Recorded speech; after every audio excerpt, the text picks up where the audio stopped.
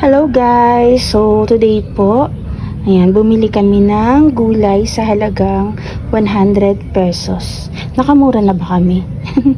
Ayan, medyo nakamura na tayo, no? So binili po natin yan sa malayo naming kapitbahay, no, na maraming gulay sa bakuran. So ano kayang ilulutuin ko today para sa lunch namin? Ay, grabe. Makapagluto na po. Tara! Luto na tayo ng lunch.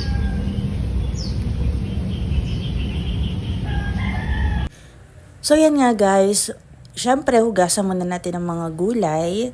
Yung talong, inuna na po natin, no? So matalamsik kasi hindi pa masyadong nawawala yung water niya. Pero okay lang po kasi nagmamadali na tayo magluto. Ayan po. So ngayon, wala po tayong karne or fish, kundi purong gulay lamang po tayo today para sa ating lunch. And then, habang po piniprito natin yung talong, hugasan naman po natin ang talbos ng kamote. Yan, napakaganda sa katawan, no? So, ayan po, baliktarin na natin, chop natin kung malambot na yung talong. Kung nagtataka kayo, bakit buo yung talong, hindi ko hinati, no? Maliliit lang po kasi ang talong na ito. So, hindi na kailangan hatiin pa para hindi na rin po pumasok yung mantika sa loob, diba? So, sunod naman po natin yung talbos ng kamote. Ayan. So, medyo pa-fried na rin po yung ginawa natin, pero half-cook lang. Ayan. Hindi ko na muna siya in-steam for today's video. No? Pwede naman po kasing fried, pero konti lang yung oil. Diba?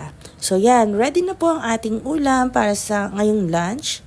And tawagin na natin si Poroy para kumain. At huwag kakalimutan ng kalamansi, bagoong with kalamansi, no? At with sili po sana yan, kaya lang naubusan kami ng sili. Ayan, so kain po tayo. Guys, kain tayo ng tanghalian. Meron tayong nilagang talbos and peritong talong. One of my favorite. And syempre, hindi mawawala ang all-time favorite natin. Kahit na dialysis patient si Bagoong. So yun. Ito kasi perfect combination sa usawan para sa mga ganitong gulay-gulay. So tara po, kain po kayo. Daan po kayo. Dala na lang po kayo ng bahaw.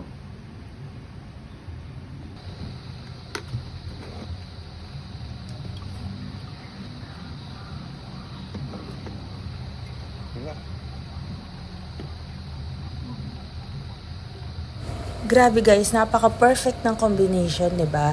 No need meats para mag-enjoy sa ulam, no, sa pagkain. Okay na po yung ganito eh. Perfect po, 'di ba? So, after namin kumain guys, kami umalis. Ayan, para kunin po yung bago naming baby.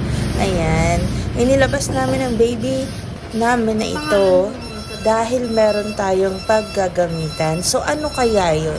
Ayan. Syempre, hindi ko muna sasabihin. Surprise yan. Ayan. So, ito po, ano na po namin, pinrasis namin kasi kinuha na po namin yung bago naming baby para magamit po sa plano po namin next. Ayan. Ayan po si Meet Baby Prosper. Ayan, diba? Kung nagtataka niyo ba, bakit hindi yung mas bongga ng motor yung kinuha o yung nilabas? Bakit ito? No, kasi po, hindi po namin yung kailangan. Sa ngayon, ito po ang kailangan namin ngayon. Dahil may paggagamitan kami mahalagang bagay. So, abangan niyo yan guys. Kung ano ba yun, diba? Yun po ay para sa future po natin. Ayan.